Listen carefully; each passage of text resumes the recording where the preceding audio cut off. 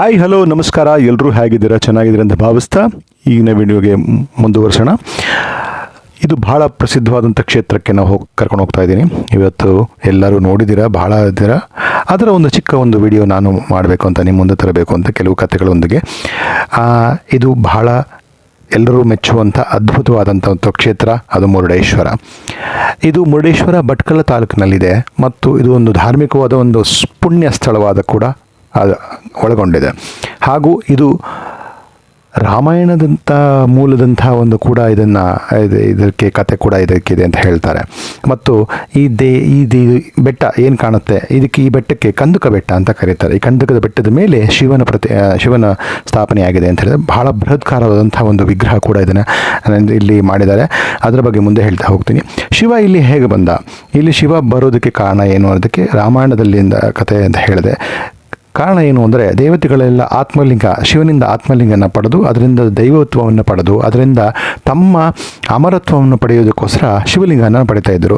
ಈ ವಿಷಯ ರಂಕಾದೇಶ್ವರಾದಂಥ ರಾವಣನಿಗೂ ಗೊತ್ತಾಗುತ್ತೆ. ಆಗ ಅವನು ಬಹಳ ಮಹಾನ್ ಭಕ್ತ, ಶಿವನ ಮಹಾನ್ ಭಕ್ತ.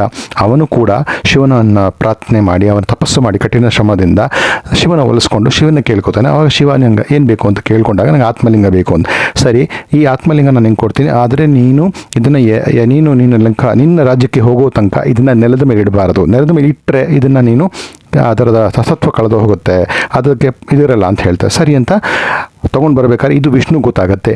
ವಿಷ್ಣು ಬಂದು ಗಣೇಶನ ಕೇಳ್ಕೊತಾನೆ. ಆಗ ಗಣೇಶ ಒಂದು ಉಪಾಯ ಮಾಡ್ತಾನೆ. ನೋಡಿ, ಇದೇ ದೇವರು. ಗಣೇಶನ ಕೇಳ್ಕೊತಾರೆ. ಗಣೇಶ ಒಟ್ಟುವಿನ ರೂಪದಲ್ಲಿ ಬಂತಾನೆ. ರಾವಣ ಅದನ್ನು ತಗೊಂಡು ಬರ್ತಾ ಇರಬೇಕಾದ್ರೆ ಸಂಜೆ ವಿಷ್ಣು ಏನು ಮಾಡ್ತಾನೆ, ಸೂರ್ಯಾಸ್ತ ಆಗೋ ರೀತಿ ಒಂದು ಛಾಯೆಯನ್ನು ರೂಪಿಸ್ತಾನೆ. ಆವಾಗ ರಾವಣ ಬರುವಷ್ಟು ಅದು ಒಂದು ಗೋಕರ್ಣ ಹತ್ರ ಬಂದಾಗ ಸಂಜೆ ಆಗೋಗಿರುತ್ತೆ. ಸಂಧ್ಯಾವನೆ ಮಾಡಬೇಕು ಅಂತ ಏನು ಮಾಡ್ತಾರೆ, ಸಂಧ್ಯಾವನೆ ಮಾಡಬೇಕು ಅಂತ ಏನು ಮಾಡೋದು, ಅದನ್ನು ಕೆಳಗಡೆ ಇಡೋಕ್ಕಾಗೋದಿಲ್ಲ. ಆ ಕಾರಣದಾಗಿ ಅಕ್ಕಪಕ್ಕ ನೋಡ್ತಾನೆ. ಆವಾಗ ಗಣೇಶ ಬಾಲಕನ ರೂಪದಲ್ಲಿ ಬರ್ತಾ ಇರಬೇಕಾದ್ರೆ ಅವನ ಕಂಡು, ನೀನು ಇದನ್ನು ಇಟ್ಕೊಂಡಿರು, ನಾನು ಸಂಧ್ಯಾವನೆ ಮುಗಿಸ್ಕೊಂಡು ಬರ್ತೀನಿ ಅಂತ ಹೇಳಿದಾಗ, ಆಯಿತು ನಾನು 3 ಎಣಿಸ್ತೀನಿ, 3 ಎಣಿಸಲ್ಲಿ ನೀನು ಬರಲಿಲ್ಲ ಅಂದರೆ ನಾನು ಇದನ್ನು ಇಟ್ಬಿಟ್ಟು ಹೋಗ್ತೀನಿ ಅಂತ ಹೇಳ್ತಾನೆ. ಆಯಿತು ಅನ್ನೋಷ್ಟರಲ್ಲಿ ಅವನು ತಿರುಗೋಷ್ಟರಲ್ಲಿ 1 ಅಂತ ಎಣಿಸ್ಬಿಡ್ತಾನೆ. ಅವ್ನು ತಿರುಗಿ ವಾಪಸ್ ಬರೋಷ್ಟರಲ್ಲಿ ಸಂಧ್ಯಾವನೆ ಮಾಡೋಷ್ಟರಲ್ಲಿ ಗಣೇಶ ಏನು ಮಾಡ್ತಾನೆ, ಇಟ್ಬಿಟ್ಟು ಹೊಟ್ಟೋಗ್ತಾನೆ. ಆವಾಗ ಬಂದು ನೋಡ್ತಾನೆ, ಅದು ನೆಲದಕ್ಕೆ ಕಚ್ಕೊಂಡ್ಬಿಟ್ಟಿರುತ್ತೆ. ಅಷ್ಟೊತ್ತಿಗೆ ವಿಷ್ಣು ಏನು ಮಾಡ್ತಾನೆ, ತಿರ್ಗಾ ವಾಪಸ್ ಅಂದಾಗ ಅವನಿಗೆ ಈ ಮೋಸದ ಆಟ ಅರ್ಥ ಆಗುತ್ತೆ. ತುಂಬ ಕೋಪಗೊಂಡು ಏನು ಮಾಡ್ತಾನೆ, ಕೈಯಿಂದ ಜೋರಾಗಿ ಒಂದು ಗುದ್ದುತ್ತಾನೆ. ಅದು 5 ಕಲ್ಲಾಗಿ ಸಿಡಿಯುತ್ತೆ.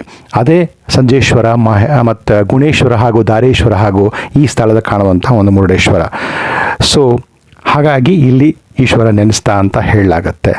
ಬಹಳ ಒಂದು ಪವಿತ್ರವಾದಂಥ ಒಂದು ದೊಡ್ಡ ವಿಗ್ರಹ ಕೂಡ, ಶಿವನ ವಿಗ್ರಹ ನೋಡ್ತಾ ಇದ್ದೀರಾ. ಇದು ಸುಮಾರು 123 ಅಡಿ ಇದೆ.